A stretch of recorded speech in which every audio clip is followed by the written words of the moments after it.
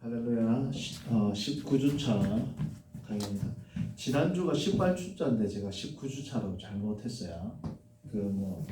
들으시는 분들은 아시겠지만 지난주는 18주차입니다. 이번 주가 이제 19주차가 됩니다. 자, 오늘은 이제 이 소위 디스펜세이셔널리즘 뭡니까? 이 세대주의에 대해서 이제 정리하고 끝납니다. 세대주의하고 진보 혹은 수정된 세대주의까지 우리가 했죠. 정리를 하자면 첫 번째, 세대주의의 인정은 성경의 점진적 컨티뉴어티를 인정하지 않는다. 요거는 이제 수정된 세대주의에서는 언약신학과의 이렇게 대화와 학문적인 토론을 통해서 성경의 점진적 계시는 Progressive Dispensationalism에서는 어떻게 인정을 한다고 말씀드렸습니다. 이거는 이제 전통적인 세대주의를 이야기하는 거예요. 그러니까 점진적 계시를 인정하지 않고 계시를 어떻게 다 이렇게 나누었고, 각 세대에 주어진 하나님의 계시는 그때 이후로는 그때 노아, 예를 들면 아담에게 주신 하나님의 계시는 노아 시대에는 적용이 된다 안 된다 안 된단 말이에요. 그러니까 성경에 대해서 점진성, 여기서 말하는 점진성은 계시가 발전하는 것은 인정을 하지만 각 세대 간의 계시의 단절성을 세대주의는 이야기를 했고 강조를 했는데, 진보적 세대주의에서는 이걸 수정을 합니다. 그렇죠? 그래서 일본의 같은 경우에는 세모로 보시면 돼요. 진보적 세대주의에서는 인정을 하고 있는 것이기 때문에. 두 번째부터는 다 이제 진보적 세대주의라든지 세대주의 공히 다 이제 포함이 되는 겁니다. 이스라엘과 교회의 각기 다른 하나님의 섭리를 주장한다. 그거 아시죠? 다시 한번 말씀드릴 필요가 없고, 혈통적 이스라엘에게 주어주신 하나님의 섭리와 계시, 그리고 새 언약 가운데 있는 이방인들과의 다른 섭리를 주장을 합니다. 그렇죠? 세 번째 같은 경우는 이제 우리가 인정을 할 수가 없죠. 뭐야? 천년왕국 때가 되면 유대인들은 예루살렘으로 들어가고 이방인들은 예루살렘이 아니고 다른 곳에서 거주하면서 하나님을 찬송하고 하나님을 예배한다. 유대인들만 물리적인 예루살렘과 시온산에 거한다라는 게 세대주의자들 혹은 수정된 세대주의자들의 입장입니다. 그리고 그리스도의 재림이 두 번 일어난다. 두 번을 주장해. 우리는 뭐야? 재림 한 번이죠. 그리고 첫 번째 재림 이후에는 구원받을 수 있는 가능성이 있다. 이것도 우리가 받아들이기 힘든 입장입니다. 그렇죠? 두 번 일어나는데 첫 번째 재림은 소위 휴거를 이야기하거든요. 그 휴거와 두 번째 재림 사이에 유대인들의 구원이 일어나고 이방인들 가운데도 회개의 기회가 있다. 이게 이제 세대주의자들 그리고 수정된 세대주의자들의 입장입니다. 그래서 2, 3, 4, 5번 같은 경우에는 우리 일반적인 언약신학을 추구하는 장로교 개혁주의에서는 받아들이기 힘든 입장이다. 그래서 우리는 세대주의를 공식적인 입장으로 채택하고 있지 않다가 됩니다. 이단은 아니지만, 세대주의를 마지막으로 이제 제가 한 줄 평을 한다면 이들의 장점은 뭐냐면 아주 성경에 대해서 문자적인 해석, 근본적인 해석, 보수적인 해석을 해요. 그러나 2, 3, 4, 5번을 이야기를 하는 이유는 다름 아닌 무슨 사상? 휴거 때문인데, 이 휴거에 대한 그들의 입장도 성경에 근거합니다. 제가 조금 전에 말씀드렸다시피 그들의 특징이자 장점이 뭐라고요? 성경을 문자적으로 아주 보수적으로 해석을 하는 입장이기 때문에 이들과 이러한 근본적인 차이점이 있음에도 불구하고 우리 개혁주의나 장로교는 세대주의자들과 신학적인 소통과 교류를 활발하게 하고 있습니다. 왜냐하면 성경을 보는 관점이 아주 보수적이거든요. 자, 그런데 그럼 소위 이제 휴거에 대해서 이야기를 하기 전에 휴거에 대해서 이야기를 하려면 뭐에 대해서 이야기해야 돼요? 예수님의 재림에 대해서 얘기를 해야 됩니다. Christ's return. 뭐예요? 예수님의 재림입니다. 예수님의 재림의 첫 번째 재림을 그들은 뭐라고 이야기하는 거? 소위 첫 번째 재림 시에 성도들의 뭐예요? 휴거가 일어난다는 거. 성도들 가운데서도 아주 믿음이 좋은 성도들의 휴거가 일어난다라는 게 그들의 입장이거든요. 그래서 살아있는 성도와 죽은 성도 가운데에서 아주 신앙이 좋은 정말 선택받은 백성들은 휴거를 하고 나머지 성도들은 7년 대환란을 겪게 된다는 거예요. 자, 그러면 이들이 말하는 이 휴거에 대한 신학적인 성경적인 근거가 어디에 있느냐? 이게 이제 이들이 휴거를 이야기하는 명시적인 본문은 한 군데밖에 없어요. 그래서 그건 우리가 오늘 찾아봐야 됩니다. 이 본문을 중심으로 그들의 이제 소위 휴거에 대한 이제 성경 신학 작업이 일어나거든요. 그래서 데살로니가 전서 4장을 봅니다. 데살로니가 전서 '데살로니가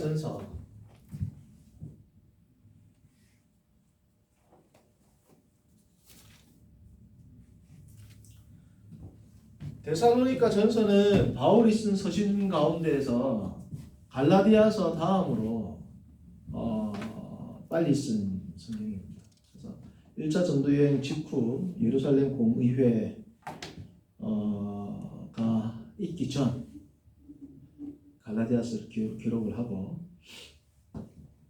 남갈라디아서를 채택한다면 그렇습니다. 근데 요즘에는 거의 대부분 남갈라디아서를 주장하거든요. 어쨌든 1차 전도여행 직후에서 이제 예루살렘 공의회가 열리기 전 그 어간에 쓴 게 갈라디아서고 두 번째로 빨리 쓴 게 데살로니가 전서입니다. 그래서 이 데살로니가 전서는 2차 전도여행 말미에 2차 전도여행이 끝날 즈음 돼서 어디서 기록을 하냐면 고린도에서 1년 6개월 머물다가 이제 갱그레아에서 머리를 깎고 복귀하잖아요. 2차 전도여행. 그렇죠? 그래서 2차 전도여행 이제 말미에 고린도에서 1년 6개월 머물면서 썼던 한 6개월 전에 어디 있어서 데살로니카에서 이제 쫓겨와가지고 아덴에서 머물다가 고린도로 내려오잖아요. 그렇죠? 그래서 그 처음에 데살로니카에 오고 나서 데살로니카에서 고린도에 오고 나서 한 6개월 정도 지나고 나서 데살로니가 전서를 쓰고 그 이후에 후서를 씁니다. 어쨌든 1년 6개월의 체류 기간 가운데 전후서를 쓰게 되는데 요거는 사도행전 17장 18장 보면은 데살로니가 사역부터 고린도 사역을 쭉 써놓거든요. 사도 바울이. 그래서 사도행전 17, 18장 그리고 데살로니가 전서 뭐 이런 것들 보면 연대가 대충 나오거든요. 그리고 나중에 사도행전 보면 아가야의 갈리오 총독이 부임할 때 뭐 이런 것들이 연대 측정의 기준이 됩니다. 왜냐하면 세속 역사에도 갈리오의 아가야의 갈리오 총독이 부임한 그 연대가 정확하게 나오거든요. 로마 총독이기 때문에. 어쨌든 이런 것들을 고려하면 대충 50년 어간에 기록을 했을 것이다 라고 추정이 됩니다. 자, 그런데 데살로니가 전서 4장 13절에서 18절에 소위 말하는 예수님에 대한 재림이 언급이 되는데 예수님에 대한 재림의 언급은 4장 이전에 사도 바울이 아주 짧은 서신이잖아요. 데살로니가 전서가. 이 데살로니가 전서 1장부터 예수님의 재림에 대해서 미리 언급을 많이 해놔요. 자, 1장 2절부터 10절을 보시는데 4장은 이제 나중에 본격적으로 읽을 건데 이제 1장 1절 보면 이제 인사를 하고 2절부터 이제 10절까지 이제 소위 이제 서론격이 되죠. 근데 2절 보시면 자, 보시죠. 사모님 보고 있죠? 1장 2절 데살로니가 전서. 우리가 너희 모두로 말미암아 항상 하나님께 감사하며 기도할 때 너희를 기억하면 자 3절 보십시오. 3절에 뭐가 나와요? 믿음, 소망, 사랑이 나옵니다. 믿음, 소망, 사랑이 나오는데 제일 마지막에 뭘 썼어요? 믿음, 사랑, 그리고 소망을 가장 마지막에 썼단 말이죠. 그렇죠? 그러니까 이 데살로니가 전서에 여러 가지 목적이 있는데 가장 중요한 목적 가운데 하나가 뭐냐면 데살로니가 교인들에게 뭐예요? 그리스도의 소망, 그러니까 그리스도를 믿는 믿음 가운데 가지는 소망, 특별히 재림을 기대하면서 가지는 이 데살로니가 교인들에게 소망을 북돋아 주기 위해서 사도 바울이 쓴 서신이 뭐다? 데살로니가 전서가 됩니다. 그래서 소위 우리가 말하는 예수님 안에서 믿음과 사랑과 소망을 가진다 이런 추상적 의미보다는 데살로니가 교인들이 가지고 있는 현재 그들의 재림에 대한 소망과 그리고 그들의 지금 신앙생활을 해나가면서 가져야 될 구체적인 소망을 북돋아 주기 위해서 그들에게 힘을 주기 위해서 쓴 서신이 뭐다? 데살로니가 전서가 된다. 그러니까 이런 소망에 부합하는 삶을 살기 위해서 너희들이 육체의 정욕을 버리고 거룩한 삶을 살고 그리고 예수 그리스도의 재림을 소망해야 된다. 와 같은 이제 논리를 펴는데 그래서 재림이라는 이 단어는 2장에 나오지만 재림에 대한 사상이 10절에 나옵니다. 1장 10절. 또 죽은 자들 가운데서 다시 살리신 그의 아들이 하늘로부터 뭐라고?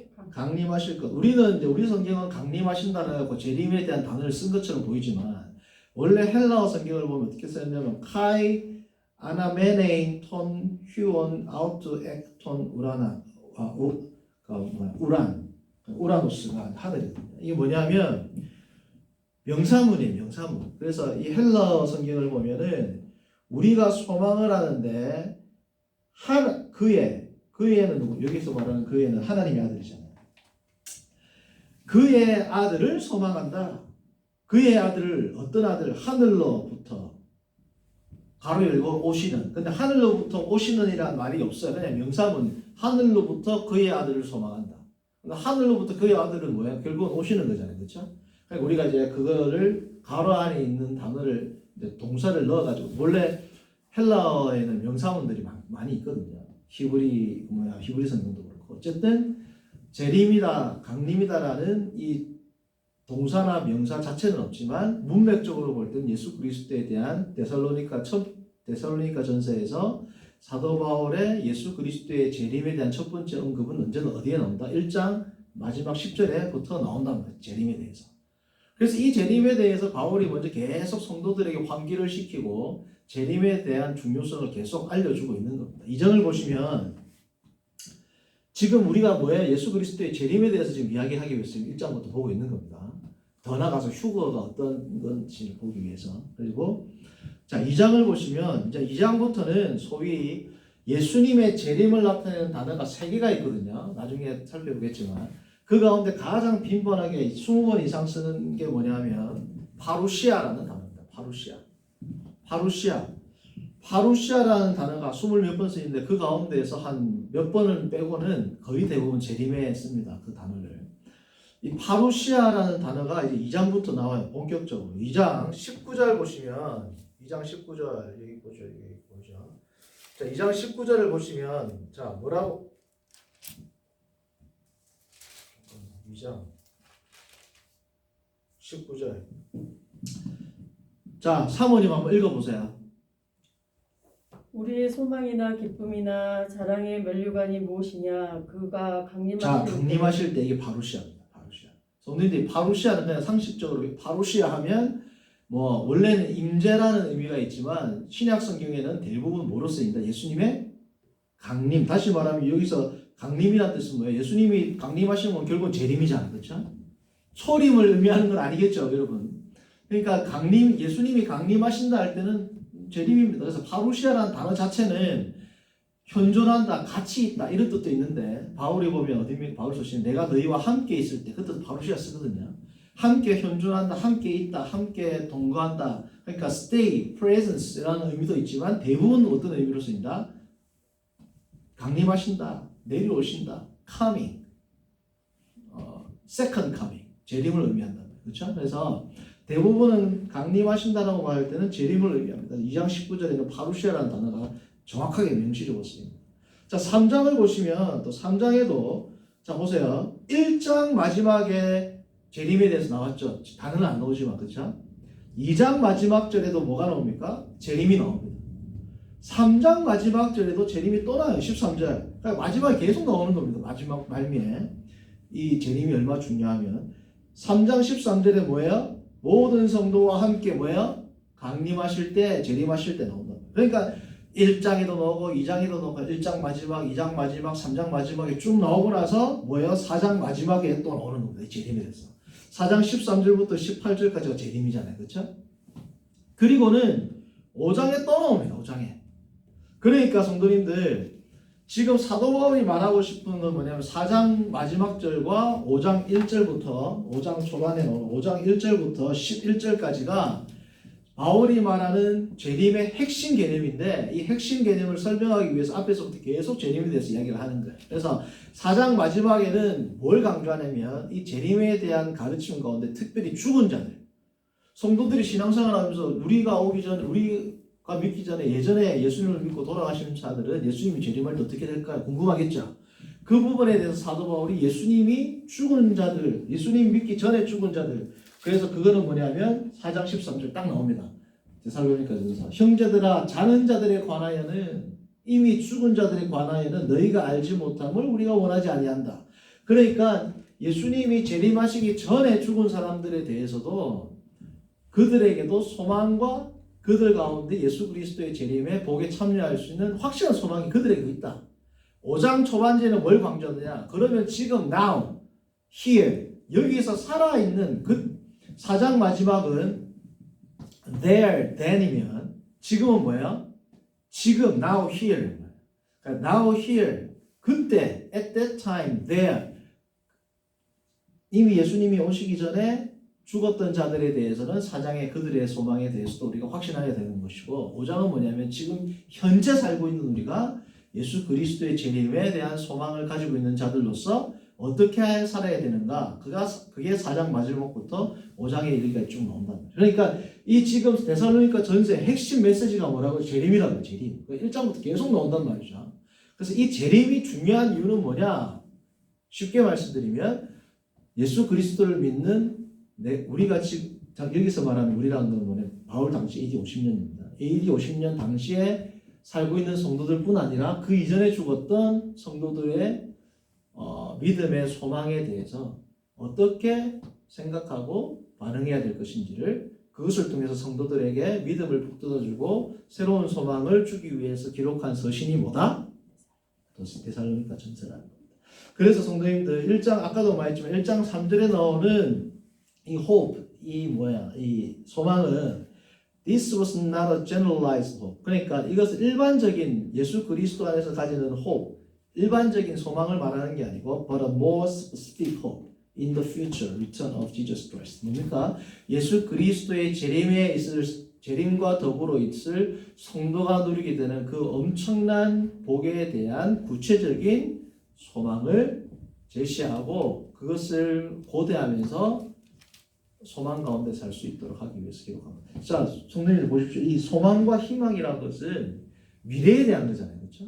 근데 현재 확실한 미래에 대한 소망이 현재 성도들에게 확실한 힘이 되고 믿음의 경주에 있어서 큰 힘이 되는 이유는 소망이 가지고 있는 본질적인 특성에 기인합니다.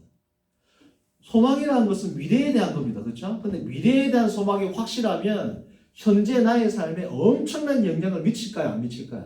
미친다. 그게 미래, 그러니까 소망이라는 이 말의 개념은 미래지만 이 미래는 현재와 결부되어 있고 결부되어 있을 뿐 아니라 현재 지대한 영향을 미친다. 그게 소망에 대한. 미래의 다른 사건들은 현재 그렇게 큰 영향을 못 미칩니다. 예를 들면 미래에 내가 서울 법대를 가가지고 사법고시를 패스할 게 확실하지 않으니까 지금 현재 열심히 공부 안 하잖아요. 예를 들면. 그런데 자, 보십시오. 로또를 샀어, 내가. 로또를. 예를 들면, 로또를 샀어. 오늘 번호를 대조해보니까 1등이야.